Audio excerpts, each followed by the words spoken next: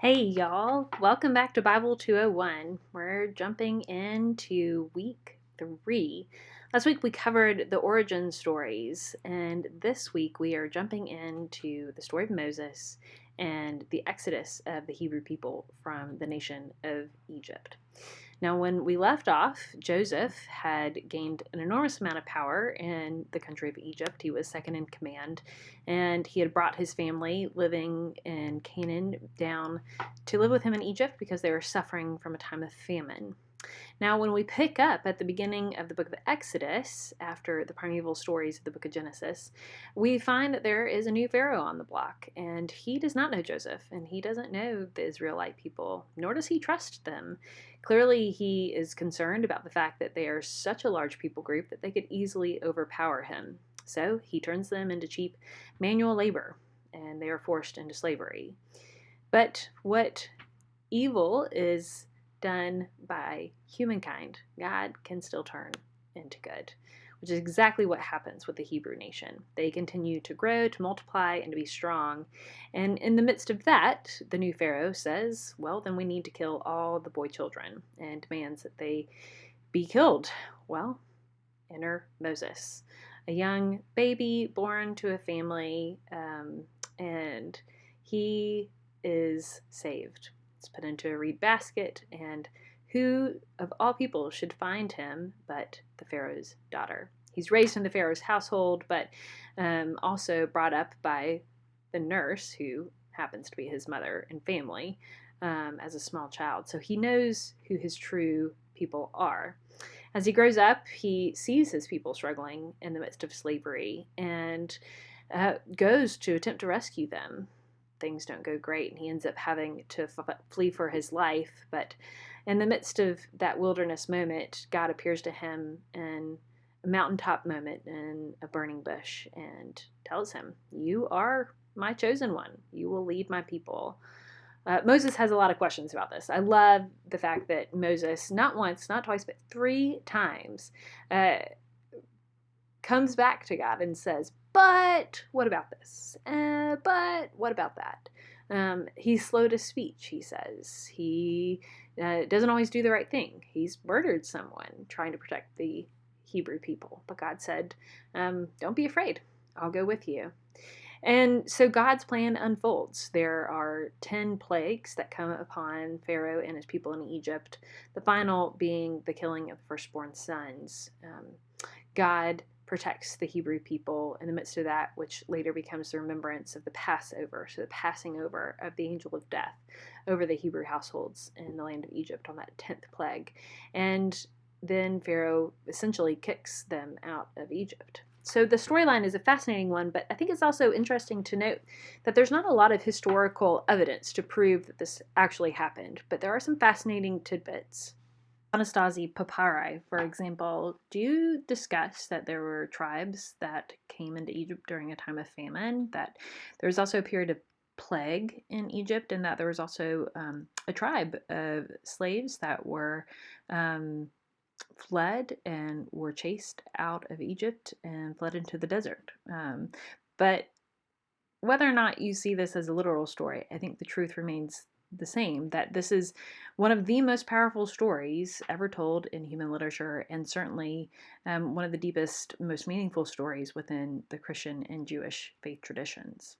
Now, once the Hebrew people get out into the wilderness, there is a second stage. It's the stage of the gift of the law. Now that they've been liberated, God is giving the nation of Israel the guidance that they need to stand apart, to be truly witnesses of the one true God, Yahweh, and to be a blessing to the nations, just as the covenant that God established with Abraham said that they would be. Now we start to move into the second portion of Exodus, which is the telling of the law and the giving of the law. We get the Decalogue, which we know is the 10 Commandments. There's 5 positive commandments related to God, 5 negative, thou shalt nots, related to neighbors. But these aren't the only laws. There are 613 commandments, in fact, in the Hebrew Bible. And there's some incredible ones that are truly unique for their day and time. One specifically states that they should not oppress foreign aliens because they were once slaves in the land of Egypt. These things might seem small to us today, but really they're quite extraordinary for their day and time. Then the rest of the Pentateuch is a telling of and retelling of the time of the Hebrew people traveling in the wilderness, seeking to get to the promised land, of their forgetting to be faithful and grateful to God for their liberation and fulfilling that covenant with the following of God's law. And then also the different variations of the priestly orders and their expectations of how to fulfill the law. There are two main strands of priestly orders here. We have the Levitical priest, which is sort of seen as the tribal or rural or small town priest, if you will, and then the Aaronite priest, which is related to Moses' brother Aaron. Some might see the Aaronite priest as being a bit posh. And yes, they certainly had stricter rules and rubrics, but those were coming from a period of time in history where they were trying to centralize the worship of the Hebrew nation under the house of the temple in Jerusalem.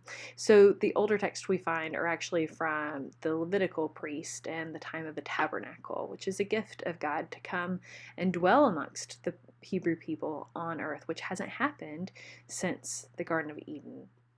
Now, I feel like a lot of Christians get stuck when they're reading the Hebrew Bible at this end of the Pentateuch with all the laws and commandments.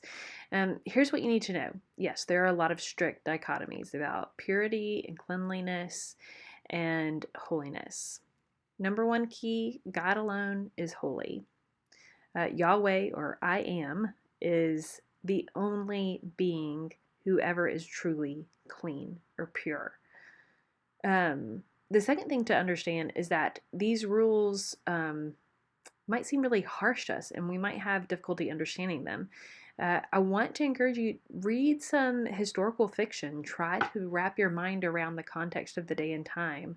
And there are a number of great texts I recommend, but one in particular, especially for women, I think is to read The Red Tent, to see the cultural norms of the day and to begin to put yourself in the shoes of people living in a different time and era. It can seem harsh as you're reading these commandments, but remember the suzerain vassal covenant that we discussed last week, that this was the norm, and in fact that the Holy Scriptures, God as the suzerain, is extremely lenient for the cultural day and time.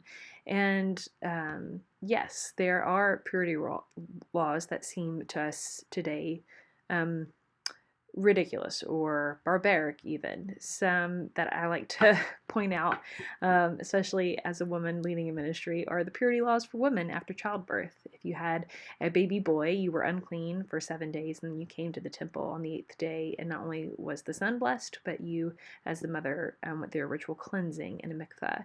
And in fact, that tradition of what we now in the modern era have called the churching of women continued on all the way up through the Victorian age. And then in the modern era, the lettering and the wording got transitioned from the cleansing of a ritually unclean woman to a celebration or thanksgiving of women after childbirth. And even fast forward to our modern decade, and it also includes a celebration for parents, not just after childbirth, but after the adoption of a child.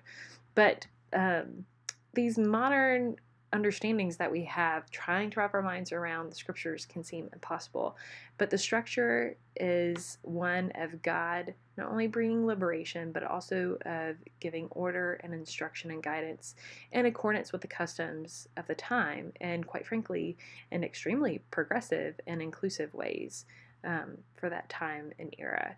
And bigger than trying to understand what the 613 commandments mean, remembering all the various codes and the laws and the priestly orders and the rubrics for building the tabernacle, I want you to focus on the fact that culturally, the laws and the commandments that God gives are incredibly unique.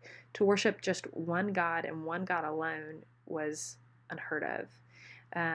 To see liberation and a fulfillment of covenant not just of liberation, but that God goes before the Hebrew people at night and at day, provides for them even in their most basic needs of sustenance, truly is miraculous and unique within this larger text.